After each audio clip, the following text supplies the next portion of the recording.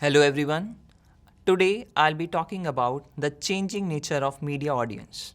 In this regard, Alvin Toffler has given few concepts regarding the various changes that have come in the media and communication world.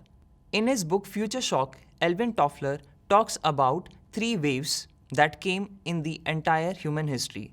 The first one was the agriculture revolution, the second one was the industrial revolution, and the third one was the computer revolution. Adam Ghazali, another author, adds a fourth wave to this particular concept, the fourth wave being information age. But he doesn't stop here. He also talks about the five wavelets that are within in this particular information age. The first wavelet was when internet came, second, universal adoption of email, third, when mobile phone came, fourth, formation of virtual communities through social media, and fifth, introduction of smartphones. Throughout my lecture, the reference point for this particular theme would be information age. That is, I would be talking about basically pre-information age era and post-information age era. Also, new media in general would be the common thread of my entire lecture. Now with this, let's move on to the first point. Multitasker and concurrent usage. Today's audience has become somewhat a multitasker. While one may say that multitasking is a myth, as one can only switch between multiple tasks and cannot execute all the tasks at one time. Before industrial age came, there were only few media technologies and they were not that much popular. But with information age, there had been an explosion of media technologies as well as media content, due to which there are many media technologies that are available with the masses. For example, an average person might possess a smartphone, a television, radio, newspaper, and many other technologies as well. Now with all these technologies, the media audience are indulging in concurrent usage. Well, concurrent usage could be defined as the usage in which a person is indulging into usage of multiple mode of platforms of media. For example, let's say you are watching a television and at the same time using a smartphone while the program is on or while the ad is on. Not just this, while you are using a smartphone, even inside the smartphone, you would be opening multiple tabs. Also, the daily life chores that we execute, we are doing this with the help of media technologies. For instance, while eating, we are also watching television. Now, there could be various reasons that could be attributed to this multitasking and concurrent usage. Maybe they are bored, maybe it's a bit more fun, or maybe it has become a necessity of life. Now, I'll talk about the second point, that is in-depth versus superficial. In today's age, we won't find lots of media users who are deep divers. Basically, what they are doing is swimming in the shallow waters. These media audience, they have a hyperlink brain. Hyperlink brain is the tendency of a person to follow hyperlinks and not just stick to a simple text, the original text. Not just this, media technologies are also resorting to various tricks. For instance, they are using hyperlinking, autoplay, clickbait, infinite scrolling, content suggestions. These are the various tricks which are used by media technologies to make a media audience stay on their platform. These kind of tricks actually complement the audience who is seeking novelty all the time. That is, they are seeking new content every time. And the novelty load peaks when they make frequent switch.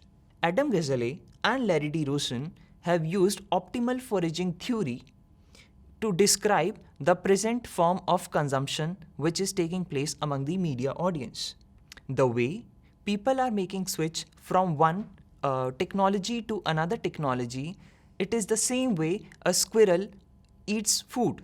Basically, a squirrel would switch from one patch of food to another food. Similarly, the media audience is also indulging into this behavior. Today's audience, specifically the readers, they are indulging into reading text superficially. In this regard, the websites are now forced to use F and Z pattern of content creation. The audience of today are indulging into skipping, skimming, and surfing of the content. They are not consuming a content in depth. This particular phenomenon is not just limited to text. This is also common in video as well. So, there was this experiment done by Christopher Chevres and Daniel Simon, who did an experiment called Invisible Gorilla. In this, there were participants who were made to see a video and were asked to count the number of times a ball was passed by a player wearing a white shirt. While the participants were watching this, they completely ignored that there was a person wearing a gorilla suit right in the center of the video.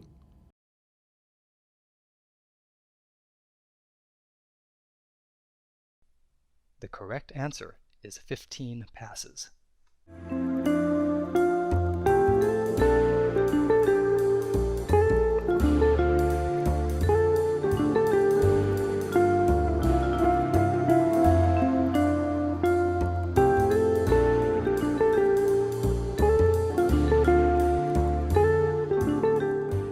Moving on to the third point, ditching the long format content.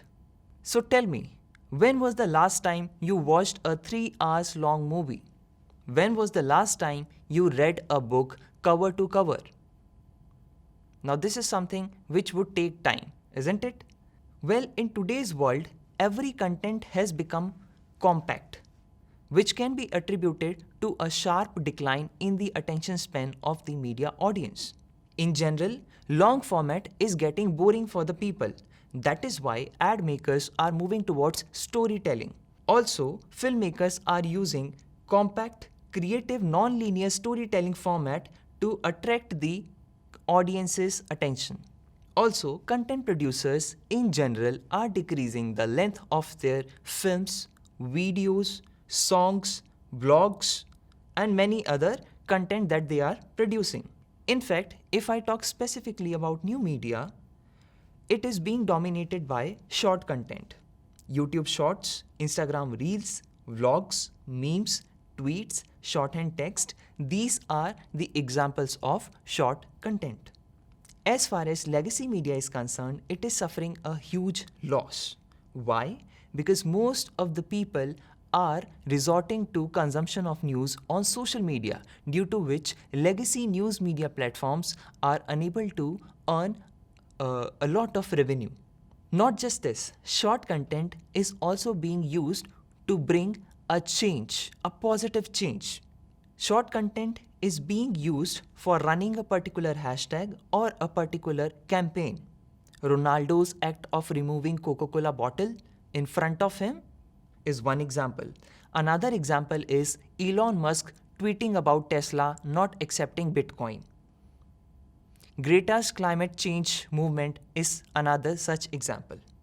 But before I move on to the next point, few of you might be wondering, what about binge watching? Well, this is the only exception. See, in binge watching, ideally what happens is, it is a quality content which is supplied along with a deceit. Now what is this deceit? Let's say if I ask you to watch a 12-hour long serial, would you agree to do so? I'm sure, definitely not. But what if I cut it into 12 small episodes and the suspense of which would be revealed in the next episode? I'm sure definitely you would want to watch that. This is the same thing with binge watching of web series.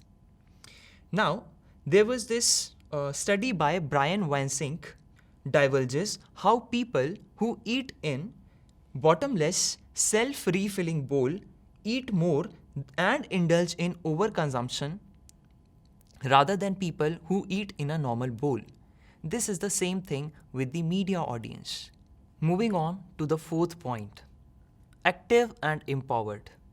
Today's media audience is not just passive like the earlier audience. It has become active and is also empowered as well. While earlier information was just one way and there was no scope for feedback, but today's media technology, especially the new media technologies, have a two-way system of feedback. When internet came, people started sharing not just feedback but also started creating content and sharing them seamlessly. That is why there was a switch from seller's market to buyer's market, wherein media audience had the negotiation power.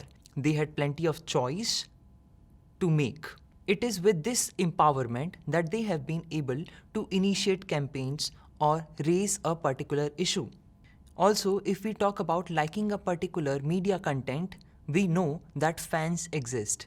But now, the media audience of today are not just fan. They have moved from fan to fandom. They are actively vouching for revival of their favorite character. They are actively protesting or boycotting a movie if they find that the ending or the plot is not up to the mark. So this is the power which the media audience has got because of the new media technologies. Moving on to the next point, becoming smart, extravagant, and explorer. Today's audience is becoming pretty smart. They are actively choosing the content that they wish to watch and they are getting a taste of the global content, due to which their taste has also diversified. They are rejecting the established tropes and cliches of cinema, and that is why we can say for surety that content is the new king. Now, as far as the quality content is concerned, OTT has become a sort of mecca for all the good content that can be found. Not just this, while earlier it was perceived that audience were a freeloader and were not willing to spend money, this perception has changed a lot with coming of quality content in the market. Now, the audience are opening up their wallets to get subscription of OTT platforms. Also, they are spending a lot of money to acquire media technologies that would enhance their experience of entertainment. Not just this, with various information that the audience is receiving, the media audience in general is becoming immunized to fake news because they have been subjected to it for a lot of times. Also, they are ditching the old orthodox thinking. They are accepting new forms of content and also they are watching content that is uncensored. Moving on to the next point, dwindling of attention. As mentioned earlier, there has been a sharp decline in attention span of the media audience. According to research, our attention span has markedly decreased in 15 years. While earlier in 2000 it was 12 seconds, in 2015 it has reached to a low of 8.2 seconds. It is in this regard, Herbert Simon, an economist, had said that information wealth, that is, its excess, is causing poverty, that is, decline in attention among the people. Now, this blame could be pinned on the media technologies which are resorting to various tricks to attract the attention of the audience. In fact, these media technologies are the ones that are creating these distractions in the first place. The fickle-minded behavior of the audience is worrying as marketers have to scratch their head to come up with content that the audience would like. Now, as you can see from the PPT, there are certain statistics that have been given regarding the attention span. On the average web page, users will read at most 28% of the words during an average visit. 20% is most likely. The average page visit lasts less than a minute and users often leave web page just in 10 to 20 seconds. There are a few other statistics as well. An office worker on an average will check their email boxes 30 times every hour.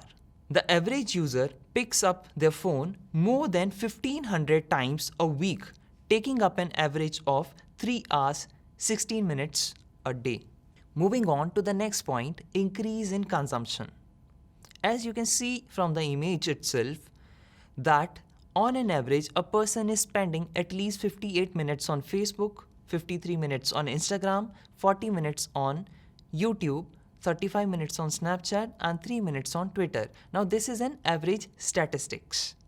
According to Hootsuite report, in a population of 7.8 billion people, there are 7 billion mobile phone users. So you can just imagine the number of people having a mobile phone. Statistica report estimates that people spend 474 minutes daily on media, 395 minutes of which is dedicated to digital media. Phenomenon such as too much information and too much choice are becoming real. What is too much information and too much choice? Basically, there has been a bombardment of content in our everyday life, due to which the people are not able to process this information, and hence these phenomenon, that is too much information and too much choice. Because at the end of the day, the audience is getting confused what to view and what to skip. Moving on to the next point, urge to update. Now, media audience has become hooked to various forms of media content and is consuming them at a very fast rate. Because as such, there is plethora of content available on new media technologies. Even though the audience is trying to cope up with the rapid pace that of the content that is emanating from the devices and technologies, but they are unable to do so. Why? Because there is a lot of it, due to which people are getting anxious. Today, the flow of information is non-linear and highly haphazard, and content is coming from every possible direction. While earlier it was pretty simple and information processing was easier as information was coming in a linear way and it was just one-way processing. Many of the users have also developed an urge to be real-time, because it might be a necessity of the job, maybe they have a habit, but either of the case, the audience has become accustomed to checking their phone regularly, and that is why most of the times they try to remain online so that they do not miss out on any important information. Now regarding the inbox zero, basically it is the tendency of a person to check every message in his mobile phone or to check mails regularly because the person doesn't want to keep any of the message unread. Now this is purely a psychological thing which is happening to the media audience. Moving on to the next point, anytime, anywhere and all time consumption. The breaking of synchronity of media has led to rise of the concept of every time is prime time. Now if you all remember, before this explosion of content happened, the prime time used to be ideally from 8 to 10 p.m. But now there is no dedicated slot for prime time because every time is prime time. Presence of personal devices has enabled people to consume the content whatever they want to at their own time.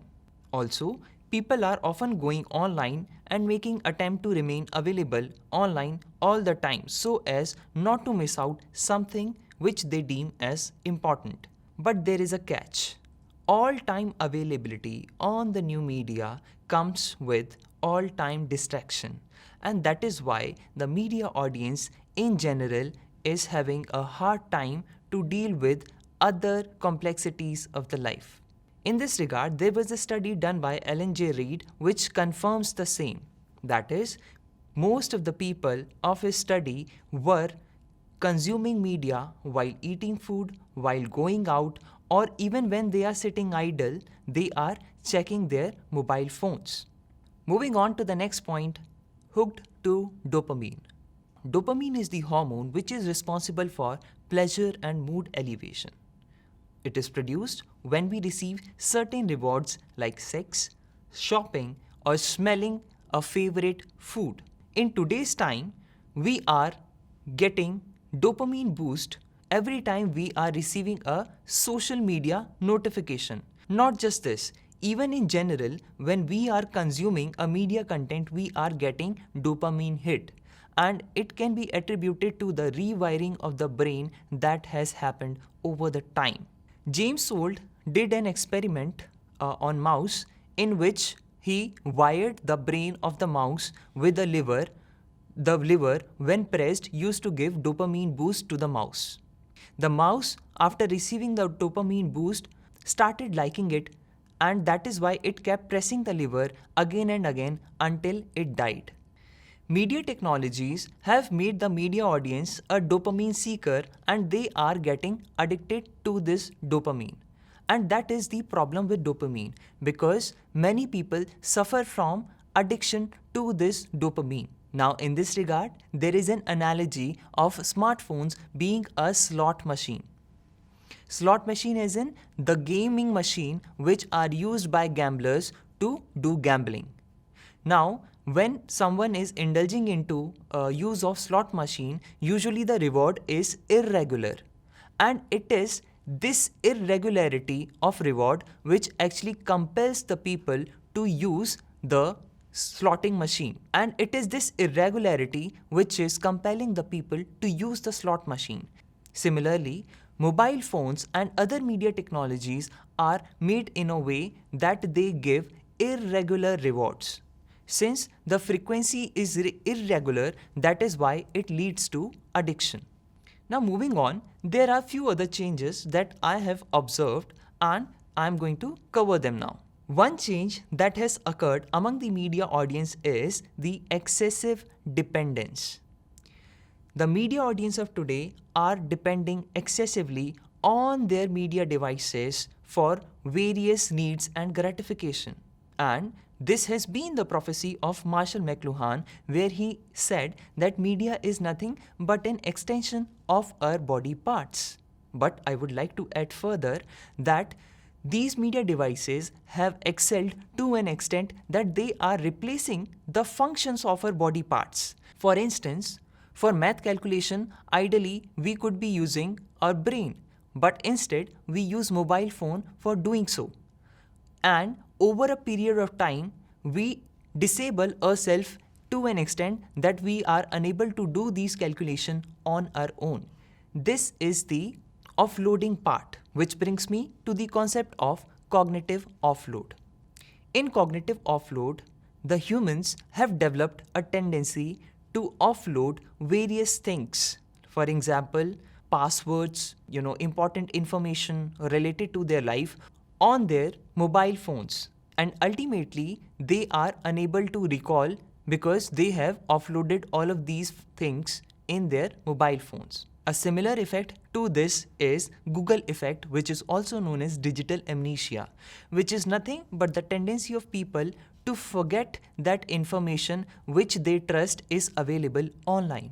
Another trend that I have observed is that the media audience in general has become impatient and loves distraction. The people in today's time are indulging in interruptions and sometimes self-interruptions. And this is the reason why you are checking your mobile phones even when there is no notification. And this could be termed as self-interruption. Impatience has reached to an all-time high as people are checking their device all the time. And I have already explained you few of the phenomenon like inbox zero, which are the reason why people are checking their devices again and again. When it comes to love for distraction, I would like to discuss two concepts with you. One is iPhone effect and the other one is phubbing. In iPhone effect, what happens is basically in a group setting, one person would take out his mobile phone. Seeing this, others would also take out their phone, which in turn would terminate the conversation that was happening originally. Moving on to the term phubbing, as you can see from the image, the girl is looking at the guy and the guy is busy in his phone. This is an apt example of phubbing, that is, snubbing or ignoring your partner. The last trend that I'm going to cover now is becoming nocturnal. Basically, the media audience, because they have a complex life and because they have lots of things to execute, they are indulging in media consumption at the nights, and that is why they have become nocturnal. So, let's say they work the entire day and in the night they are going to check out the social media notifications or are going to indulge in binge watching. Sometimes it so happens that during the entire day, the person might not be doing something. So, in this case, the person in the night would wake up and indulge into media usage, basically to take revenge from the fact that his entire day was unproductive. And this is known as revenge bedtime procrastination.